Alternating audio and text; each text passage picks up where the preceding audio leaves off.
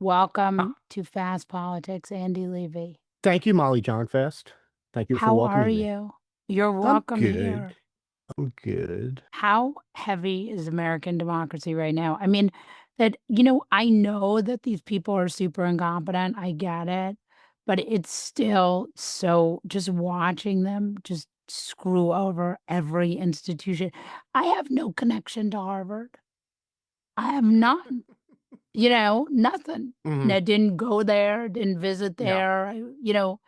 I'm no degrees from there, nothing. Didn't never got in there, Mhm. and in any way I never even applied there, and I once spoke at the Kennedy School. That's it, and let me tell you, that made me so upset. What is wrong with us? Why is it so depressing to watch this? I don't know, but I feel you've got a lot of Mm. psychological baggage about not going to Harvard after hearing that long litany of things. It's like, you could just say, "Yeah, didn't go to Harvard," but, you felt it necessary to enumerate the various goings on. Look, we've known this for a while that everything that they have been using, to try to claim that they're fighting anti-Semitism, which is the last thing in the world they care about. When they're not promoting it, they don't care about it. That's the only two options there. But this has always been aimed at, the quote unquote elite institutions like Harvard, like Columbia. It's all more of the same. And the thing is, like, they don't care that they're losing in court. And No. I think their attitude seems to be, we're gonna keep doing this. And sometimes the university or the law firm or whatever is gonna roll over, and that's a win for us. And sometimes they're gonna fight back. And if we lose that, so we're back where we started, but we've got these other wins. Brim. So it really is kind of win-win for them, because even when they lose, all it does is keep the status quo. But when they win, it changes everything. Judge Box of Wine, you're a friend of mine. She is now the acting head. What the fuck? What the actual fuck? Discuss. Yeah. When Neil Gorsuch was nominated to the Supreme Court, I was good friends with Neil in college, and the two of us and a couple other people started an alternative newspaper at Columbia. And so people found this out about me. And at the time, I was working at Fox. So people assumed I was a conservative, which I wasn't. But so I got a lot of press calls. And I think it might have been New York Magazine. I was talking to a reporter, and he didn't use this line. And it's pissed me off to this day because it's now very relevant. And I basically said at the end of the interview, I said, look, Neil Gorsuch is sort of the best you could hope for from Trump, in the sense that he's at least intelligent. And then I said, what did you want instead? Justice Pirro? And here we are. Was it 7, 8 years later?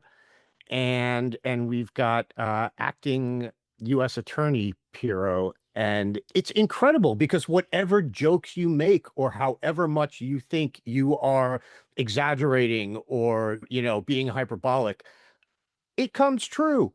It all comes true in the end. And I think about the fact that I left Fox and I could have had an amazing career in government, Molly. I could have been the head of Homeland Security. I could have been the Secretary of State or Defense, and I blew it. Then that's all I take from this, Molly, is that I blew it. I'm an idiot. Yes, and also, yes, you probably would have been, I don't know, I feel like you wouldn't have been able to do the kind of sycophancy Oh, that was no, never. needed, right? No. So I feel like since you would be bad at the sycophancy, he would give you like a job to punish you. Like, like you'd get something that he thinks of as like not a good job because it's Yeah. like, I think Yeah. a lot about where, Linda McMahon and Howard Lutnick were in this power struggle over who got to be Commerce Secretary, right? Right. And, Right. even though, because nobody knew what any of these jobs were, clearly, right? They were like, Commerce Secretary sounds better because it deals with money, whereas Right. Secretary of Education is kids, and nobody likes kids. And then Linda McMahon got Secretary of Education. So just a stark contrast to Trump 1.0, where they did actually have someone in there who actually knew a tiny bit about education, which so Yeah. it is. So I think that if you had been able to stay at Fox a little longer, you probably would be Secretary of Education now. I mean, all I ever wanted is really to be the first Jewish ambassador to the Vatican. Yeah. I think I could have pulled that off. Trump's first administration, he put Newt Gingrich, his wife, not even Newt, Yeah. the wife, Yeah. as Yeah. ambassador to Holy See. And I Yeah. think His that when 12th wife, right? That's his 12th wife? you stepped on my joke there, baby. Oh, I'm so sorry. Can we No, delete it's that and all let right. Molly do her joke? No. I think you hit the right notes there. And also I don't think I should be talking too much. But yeah, that is a really great example of how in many ways this administration has just gone on from strength to strength, as we say. Yeah. I think some of us at least thought that the people he named in his second term they'd be awful and they'd be evil, but they might actually be competent too. Nope. Nope. And it turns Nope. out no. And that they're like just as incompetent as they were in Trump 1.0, if not more so. If not more so. Now, we're going to talk about one of the things that Trump has actually learned how to do really well, which is he is incredibly good at whipping the vote. He has become the Nancy Pelosi of the House Republican caucus. You know, he is out there with his puppet, Mike Johnson, and Mhm. he is whipping the vote. He got the Mhm. big, beautiful, buxom billionaire Blonde, Bill, blonde. blonde billionaire Bill, which is going to bankrupt our Yep. economy. Yep. Discuss. I never thought I would long for the days of Kevin McCarthy, Oh, yeah. but Kevin looks but like Lincoln. right? I know. He looks like a veritable statesman compared to Mike Johnson. And the thing is, at least with Kevin McCarthy, he had no real core beliefs, so you could push him around. Whereas Mike Feature, not a Johnson, bug. yeah, Mike Johnson does have core beliefs, and they're awful. I mean, they are They're the worst pretty core scary. Yeah. beliefs. Yeah. So he's a true believer. And so he's out there doing this stuff. And I did think it was funny though, because I guess there was a meeting he had with people on the Senate side, GOP members of the Senate, and he told them, don't change this bill. You know, if you're going to make changes, keep them very minimal. And my understanding is, I don't know if anyone actually laughed in his face, but the senators pretty much said, you know, I know John Thune was quoted afterwards that no, we're going to put our imprint on this bill. So it's going to be interesting to see what the Senate does to this bill and how well Trump can whip them. I don't know. It feels like in the Senate there's a chance for maybe some of the awful things to be made less awful, but it also feels like there's a chance for things to be made even worse. I mean, you got people like Ron Johnson and Mike Lee out there saying, "Oh no, we need to put more spending cuts in this bill." Yeah. And so, you know, I would like to think that maybe there are some saner heads in the Senate, but then I remember that there are people like Ron Johnson and Mike Lee in the Senate, and I just think, "Oh my God, this could be even fucking worse than it is now." I want to talk about this bill because I think of it as like the purest distillation of Trumpism, right? Like a lot of the shit he said on the campaign trail where people are like, you can't actually do that, is in that bill. So, for example, no tax on tips. That is in that bill. Yep. How the fuck you gonna do no tax on tips? What's the tip? I Isn't I everything a tip? Maybe everything is no. a tip. I have absolutely no idea. And then you're in a situation where and look, I'm all for servers and bartenders making more money, That's not what this is, though. I mean, but this is that's like I'm a hedge fund right. manager.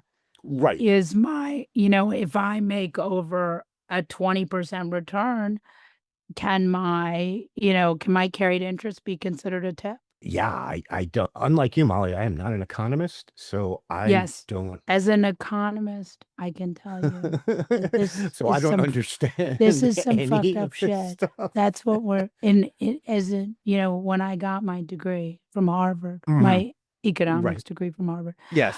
um, Yes. the big, beautiful, buxom Byzantium of billionaire bellicose, that bill has in it a lot of cuts and the way it gets the cuts to Medicaid. So remember the top line. I'm going to go back to Mike Johnson's when he managed to pass the CR and not shut down the federal government, which for him was like consider, they're going to pass like three things. Okay. Right. So the CR, this, and maybe they'll name some post offices. When he passed this bill, with the top lines on the budget were 880 billion from Medicaid. $880 billion for Medicaid. So the way they're gonna get there is they're gonna make it harder to get Medicaid. So, Right. like, you're not gonna be able to call. You just like, this is Elon Musk's, like, wait, what they're gonna get rid of, waste, fraud, and abuse by making it impossible to get the government Right. service. Yeah. Yeah, that's been their sort of MO, like you said, since the beginning of Trump 2.0 is, we're gonna completely get rid of anything we can. And if there are things that we can't completely get rid of, we're just gonna make them like you said, we're gonna make the process to get those benefits so arduous that a lot of people won't be able to do it. And what do you know? It'll be the people probably who need it the most. It'll be the elderly. It'll be, the people who maybe can't afford super high speed internet to go online to try to go to, SSA.gov and places like that. This is absolutely what they want to do. It's just wild to see that side by side with things like raising the no tax floor on estate taxes to like 15, I think it's 15 million for single people, 30 million for couples. So you can leave if you're a couple and you want to leave money to your kids, you can leave $30 million to them tax free. And I know for people like you, Molly, the 1%, you know, this is the kind of thing that you have been calling for years, if not decades. But for ordinary, for hardworking Americans like me and the listeners of Fast Politics, this is a real slap in the face. I love you and think you're funny. Again, Trump had this coalition of working class voters, right? Supposedly, he had gotten these working class voters to come to him because he said to them that he was going to fight for them. He was going to get them stuff. Those are not people who have parents leaving them Right. $30 million. Of course. They are not. So he is No. fucking the very people who put him in office. Part of this story makes me so upset because I think of, here are Democrats who maybe there's some level of incompetence, maybe there's some level of whatever, but ultimately, and maybe they're being too much of good guys. They don't want to fuck over working people. Like, it's Mhm. just so simple. One party wants to fuck over working people to help crypto people and wealthy Yeah. people Yeah. benefit from tax cuts. And the other party wants to grow the social safety net, give, I mean, I just remember Bernie Sanders, saying like, just wants to make it so that glasses are covered by, that kind of thing. The dentist Right. is covered by, Right. things. And then you have Donald Trump being like, no. And what I thought was the sort of single most interesting moment the last couple weeks was Donald Trump said, we should have a bracket for people who make over $2.5 million a year. Okay. So $2.5 million a year, it's one thing to be like poor rich. $2.5 million a year, once you make over that, you're in a completely different world, right? You're fine. You can pay more fucking taxes. Right. And Right. he says, that's a great idea. Again, was there any world where that was gonna happen? No. There was 0 fucking chance that that was ever gonna happen. But I do think it's worth realizing, like, that is the winning message. That is the fucking winning message. Tax very rich people. People should not, you don't have to tax them at 80%. You can tax them at 60%, but you should. People should not be making $100 million a year. I mean, Yeah. that's a country, not a person. I mean, look, you've even got, in the last couple weeks or month or so, you've got people like Steve Bannon going out there and saying we should probably tax the rich more. But the point is, he's, an awful human being, Right, but he's not stupid, and right. he sees that That just there's from a problem. yeah, just from a pure, political standpoint and from an electoral standpoint, you don't want to be the party of the millionaires and the billionaires. And that is what the Republican Party is. Trump has been able, as you noted, Trump has been able to fool a lot of people who are not Twice. millionaires or billionaires. Twice. Twice. Twice, twice. Twice.